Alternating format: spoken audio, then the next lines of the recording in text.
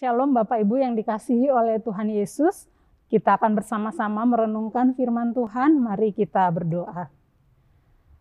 Kami memohon penyertaan Tuhan agar dalam membaca firman Tuhan pagi ini kami boleh merasakan Tuhan menyapa kami di dalam kasih dan anugerah-Mu. Berfirmanlah, kami siap mendengarkan. Amin.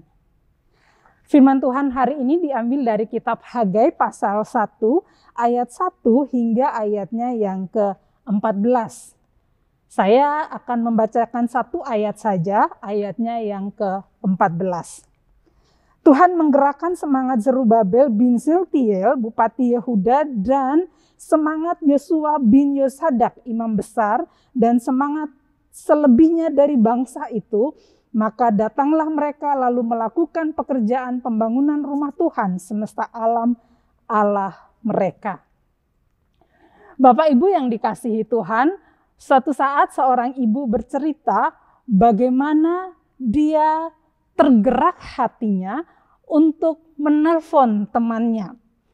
Dan benarlah ketika dia menelpon temannya, rupanya temannya itu dalam keadaan sakit, tidak berdaya lagi, dan dia kemudian memutuskan untuk menjenguk temannya itu.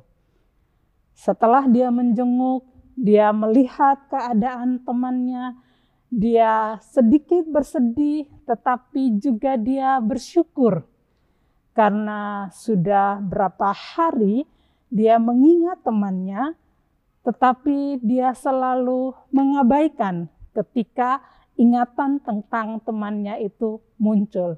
Namun akhirnya dia memutuskan untuk menelpon mencari tahu kabar temannya itu.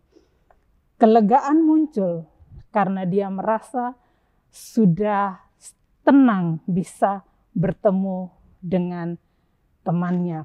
Di akhir dari cerita dia mengatakan, untung Tuhan menggerakkan hati saya, sehingga saya kok bisa mengingat teman lama saya. Dan ternyata memang dia sudah tak berdaya. Dia membutuhkan kasih, dia membutuhkan dukungan doa dari banyak orang. Bapak Ibu yang dikasihi Tuhan, pengalaman digerakkan oleh Tuhan adalah pengalaman banyak orang sebenarnya. Sama seperti yang dialami oleh bangsa Israel ketika mereka mau membangun kembali bait suci. Ketika mereka sudah keluar dari pembuangan, lalu mereka ingin membangun kembali bait suci, dan yang luar biasa adalah Alkitab mencatat yang menggerakkan hati yang ingin membangun bait suci itu justru adalah Allah. Tuhan menggerakkan semangat Zerubabel, dia yang pada saat itu menjadi Bupati Yehuda. Dia menggerakkan semangat Yosua bin Sadak, yang adalah imam Yosadak, yang adalah imam besar. Dan dia juga menggerakkan hati bangsa itu sehingga mereka bisa semangat untuk juga membangun kembali bait Allah.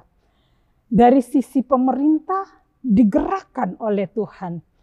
Dari sisi imam yang adalah teladan pemimpin umat pada saat itu juga Tuhan gerakkan.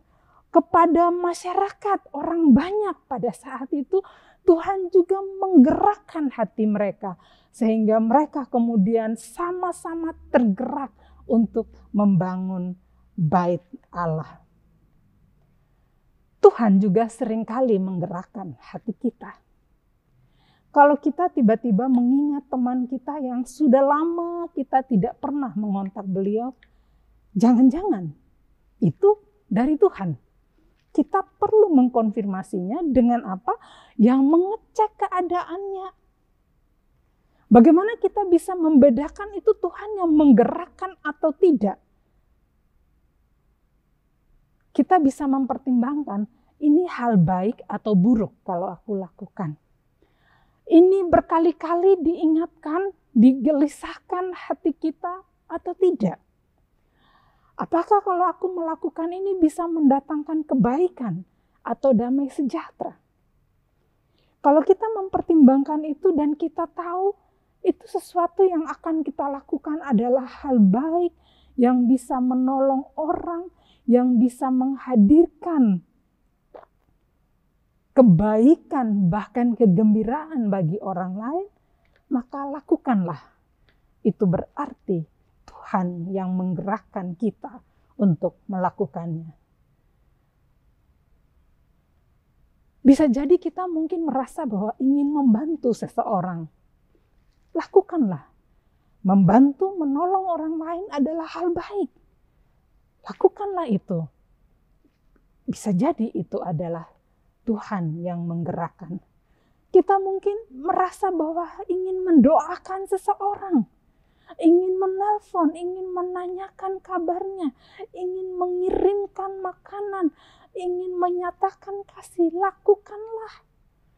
Lakukanlah hal-hal baik yang selama ini mungkin hanya terpendam di hati, hanya ada di pikiran, yang belum kita wujudkan. Lakukanlah. Kalau ada kehendak baik di hati, mari kita amini, itu datangnya dari Tuhan. Apalagi kalau sudah berkali-kali hati kita digelisahkan untuk melakukan hal yang sama. Mengingat teman kita, untuk mendoakan, untuk menyatakan kasih, bahkan untuk sekedar menyapa. Jika itu yang terus muncul di dalam benak kita, dalam hati kita, lakukanlah itu. Mari kita aminkan, kita katakan bahwa itu pertanda dari Tuhan yang menggerakkan hati kita. Kita percaya bahwa dalam hidup kita, hari demi hari, kita ini kan berdoa pada Tuhan. Kita minta pada Tuhan, Tuhan tuntun aku.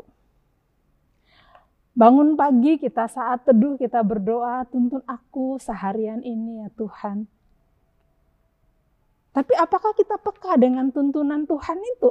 Kalau Tuhan suruh kita melakukan kebaikan, kamu kontak ini, kontak si A, kamu coba nyapa si B, kamu coba telepon, kamu coba deh kirim makanan, kamu coba tanya kabarnya.